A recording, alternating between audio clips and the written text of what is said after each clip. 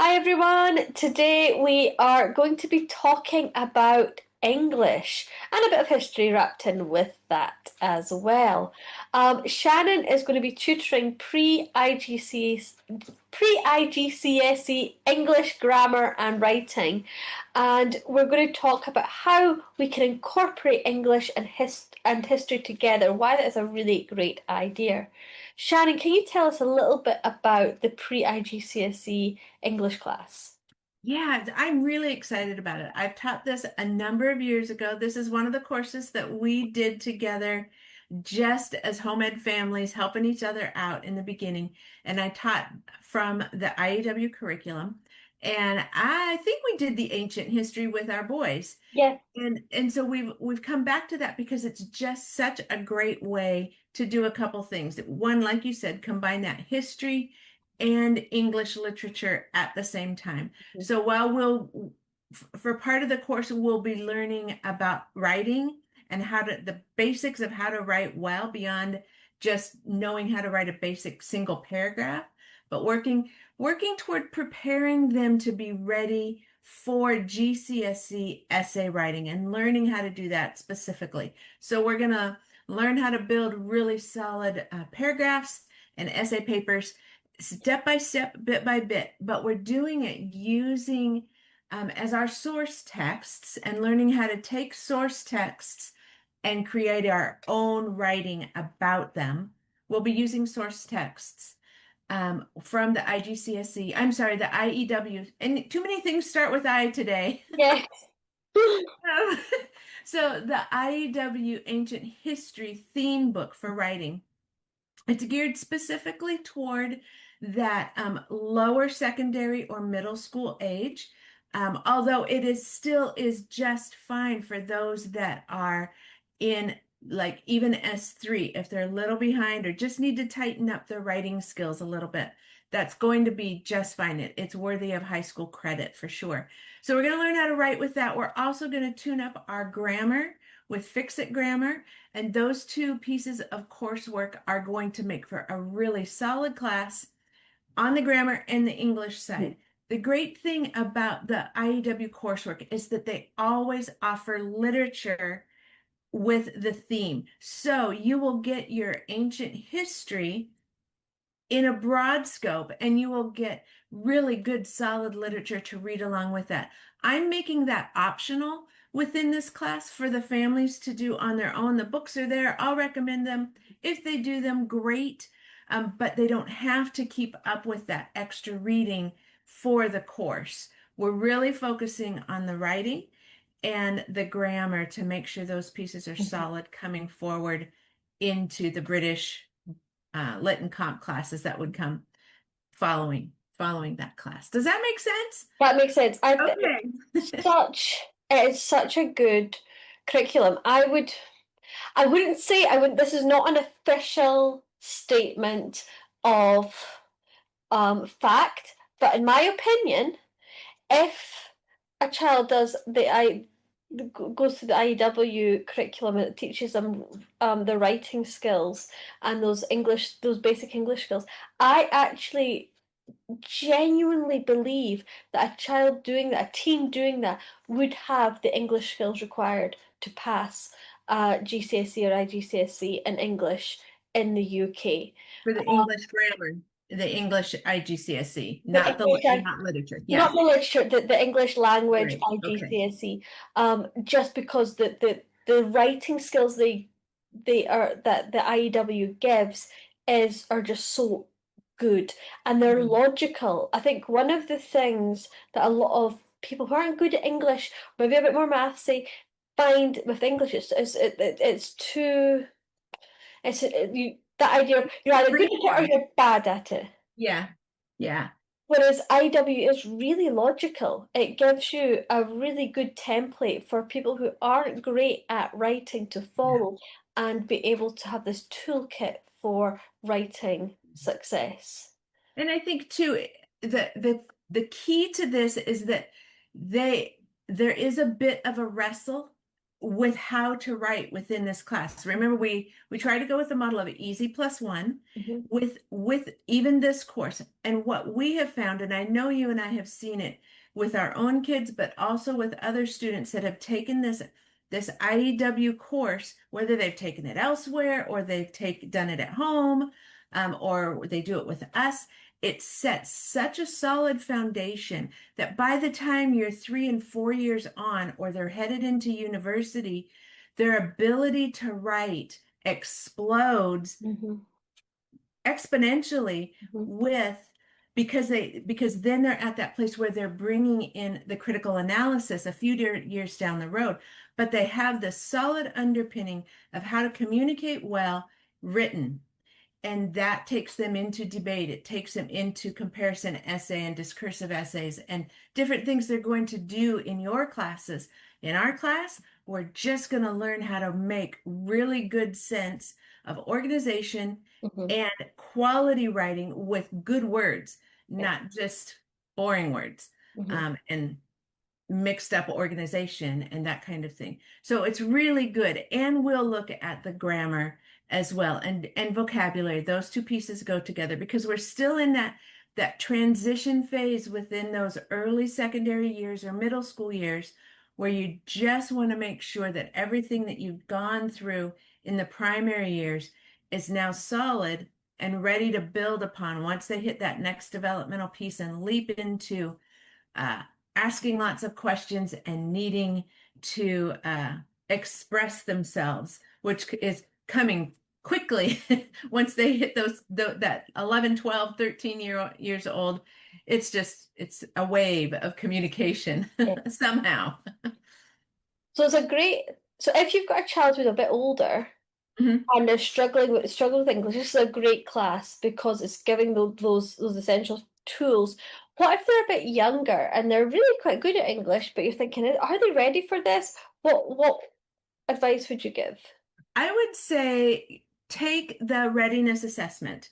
In the readiness assessment, we've just put it together. You'll see it in the pre-iGCSE English and Maths products courses in the shop, as well as corresponding blog posts. So you can grab that for free, walk through the instructions for the English assessment, for the readiness for that, and you'll be able to see if they are not quite ready for pre-GCSE and you need to circle back on your own, maybe another year, tighten up a few places, or if they're right in the zone for what we're going to use. We're going to do Robin Hood for Fix It Grammar. So we're going to go through the story of Robin Hood, and use that as the base for the grammar. And then for the writing, there are a few things in there that will help with the writing as well. I think it's the same, there's a sample lesson in there. Um, and then if they're beyond that, and they're ready for your classes, we'll know because I've set the assessment up to say, go take a look and see the sample lesson from, I think, the Merchant of Venice, and see, is your student ready for this, or do they need to be back in the more foundational?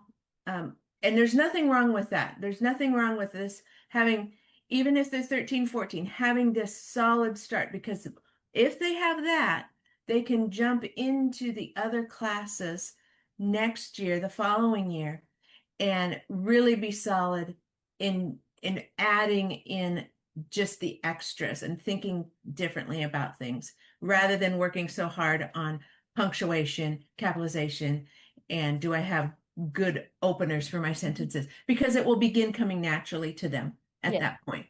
yeah. And it's so the idea of the bringing the history in. So you've chosen the ancient history, and you mentioned that was one of the ones that we did with our boys.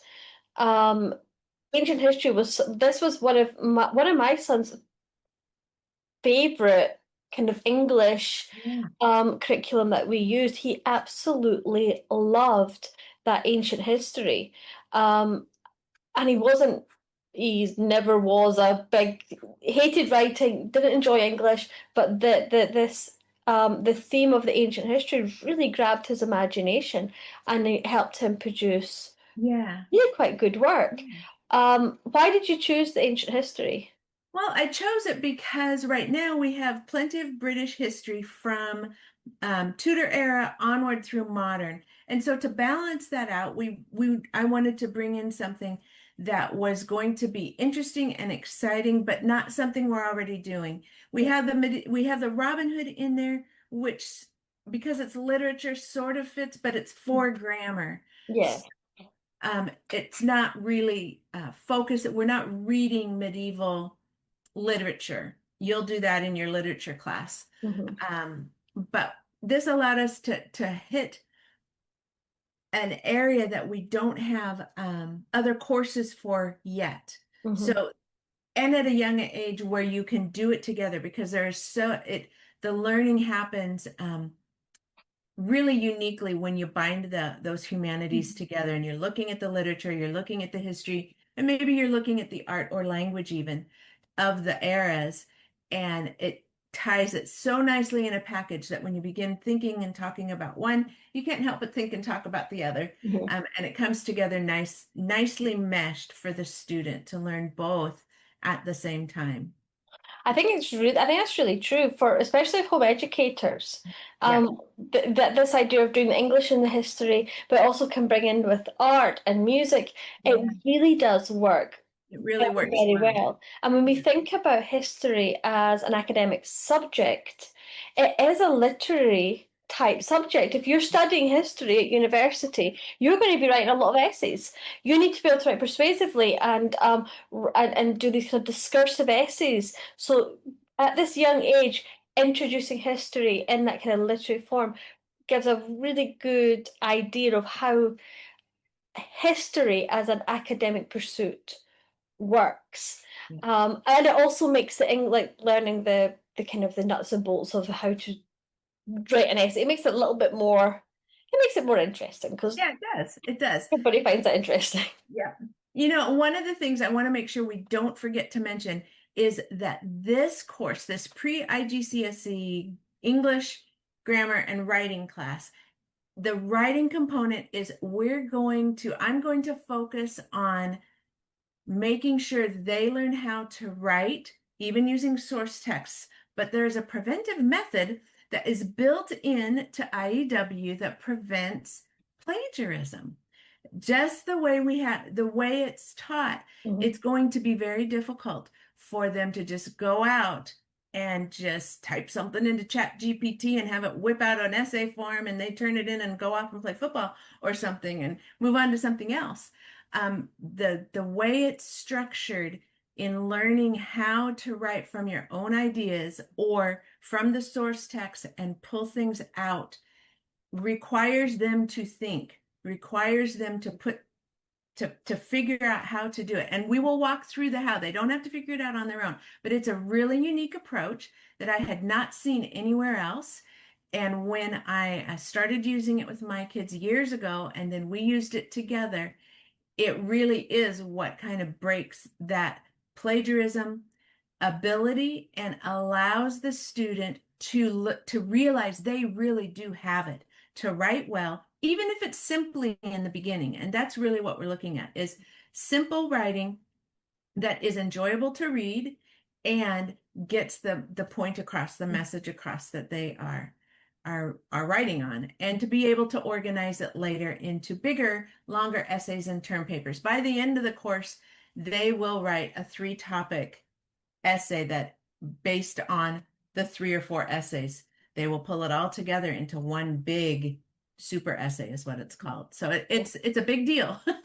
That's really important just to mention it. That idea of a lot of the course is how do you plan an essay? There's a lot of planning that's put into writing, and so they learn that good writing isn't some kind of magical thing that somebody that you just happen to be good at it and you magically can write really well and beautifully. That people who write well actually have a there's a lot of background work that's put into to producing something that is good.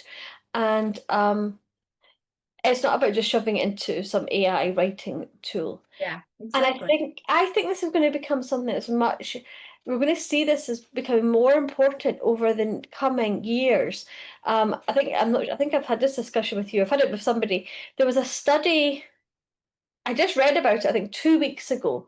They were looking at brain scans of adults who were that they had to do writing in their work in their everyday work, or writing. It might have even been students at university, and they had a sample of adults who were using AI for their essay, their writing planning, and to help, and heavily reliant on AI, and those who weren't using it at all. And so, yeah, it's very new technology, but the difference in the brain scans of these people already was massive. The Yeah. people who were heavily using AI for this legwork of planning their writing, there was a lack of connection on in their brain scans. They were losing those abilities, whereas the other group, their brains were functioning well. They had those connections firing, and so by we.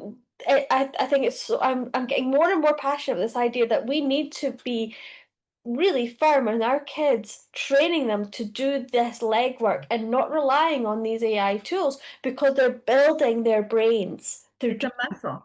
It's a It muscle is a that we're muscle, building, and and it's we're learning the critical thinking and mhm, the hard work of it. And it is hard work. Let's yeah. be honest. Writing a good paper is hard work, and it's not done in one go. And they will learn the process of that, and that's okay.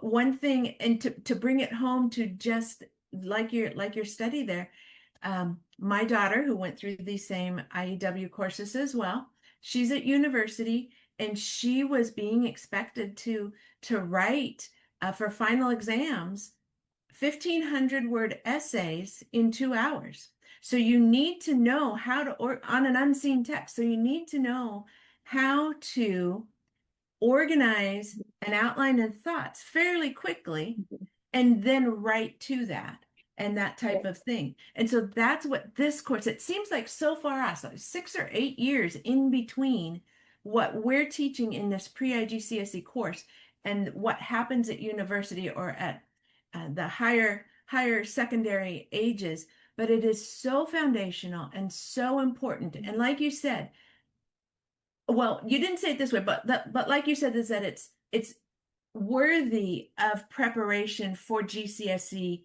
hmm English. hmm And with that, so if your student's not going on to university, they're going to get what they need. hmm If they are going on to university, they will have that foundational piece that will carry them through GCSE. They go on to A levels or whatever their next steps are after that. They will have laid a foundation of how to organize their work in such a way that they can speak well and they can keep the reader's attention and they can make it interesting and they can learn to go back and make it better even after the fact. It's not perfect the first time, but it really is this type of course in the young years that unlocks that ability of, especially for those that aren't natural writers, and typically natural writers are creative writers. hmm They're not essay writers. Yeah.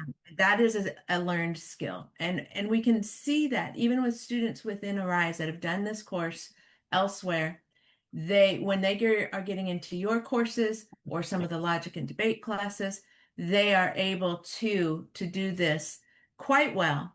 Um, Especially those that it's their gifting, but even those that it's not, they are able to communicate to you well. You have commented to me regularly how delightful it has been to read the essays and stories of the students in your class, and especially those that have had this type of course on the front end of that prior to your classes. So yeah, I'm excited to teach it. Do you have more questions about it, or should I just end with my excitement? So no, one little comment about the whole idea of university. Um, the university professors are looking at how do we it's this kind of it's almost like a game of cat and mouse. They're trying to think how do we test our students so that we're not just testing an AI. Yeah. And so universities are coming right back round and really majoring on that in person exam in an exam hall And so this idea, just what your daughter experienced at university, where they're having to sit in an exam for 2 hours or 3 hours Yeah, something and like that. Yeah, write that big essay by hand. These skills are coming back. yeah, And as home educators, I think we've got a really great opportunity to prepare our kids really well so they're not just sitting putting into some AI tool and churning something out. Um, but they're learning these key skills. But it's not just the skills of writing, it's all these skills are about building your brain so you can think yeah, critically. The same as with maths, the same as with science. It's across the board. yeah. Um, and we it's a really worrying time and kind of in society culturally with the rise of AI and what it's going to do to the brains of teens, because let's be honest, we know what teenagers are like. They want, not all of them, but a lot of them want the easy up. They want to just shove it into chat Not GPT. just And I've got teenagers. this Let's be essay. honest. Not just teenagers, right? Nothing, no, no. There was a thing in the news the other day, like 90, I think 92 or 94% of students, undergraduate students in university, are completely relying on AI to get through their course. It's Well, insane. it's insane, but I think that we have to remember most of those are not home educated students. Yep. And what we are seeing as that tide is turning and looking worrying for higher education and even the workplace and that kind of thing, what's happening with home educated kids is that they are beginning to be noticed here in the UK. What's happening is they're putting in their applications, they're getting quick responses back with "you're home educated, okay, yes, we would like to have you," that quickly, without not necessarily without investigating their qualifications or anything like that, but they are not saying, "Oh, you couldn't possibly be qualified because you're home educated." Mhm. It's actually becoming the turning again, like it did in the U.S. 10 or 15 years ago, where if you said you were home educated, that was a bonus, and that was something that got you the attention of the admissions department quickly, and most often an admissions opportunity. And that's beginning to happen here Yeah. more and more and more, um, without as much difficult hard work Hmm. in proving it. Hmm. And we still have to approve it. We still have to be honest Yeah. about what our students are doing. We still have to give them the appropriate grades for the level of work that they've done. If they've slacked off, you give that kind of grade. If they have done stellar, you give them that.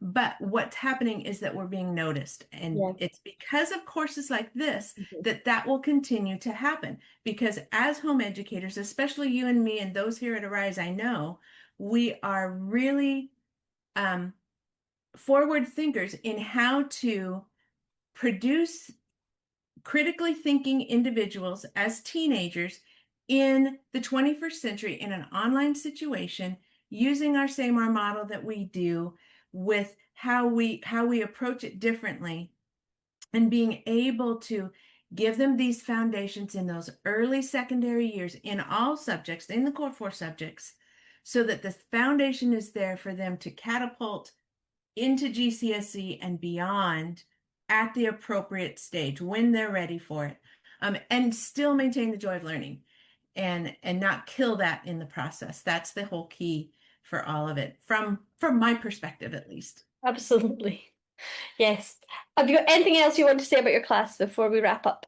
I would just say, if you're unsure, grab that readiness piece, because that really is key. Because both the English and the grammar, the writing and the grammar may or may not be a step up. It's okay if they don't understand all of how to do it. Mhm. We'll teach that. But if they don't know the difference between a noun and an article, that might be a problem. If they don't know the difference between a verb and an adverb, that might be a problem. But it might not as well. If they're just a little fuzzy and you need to look at the the answer key, if you will, and say, oh yeah, then they're Mhm. probably okay. But the parent will know that. Mhm.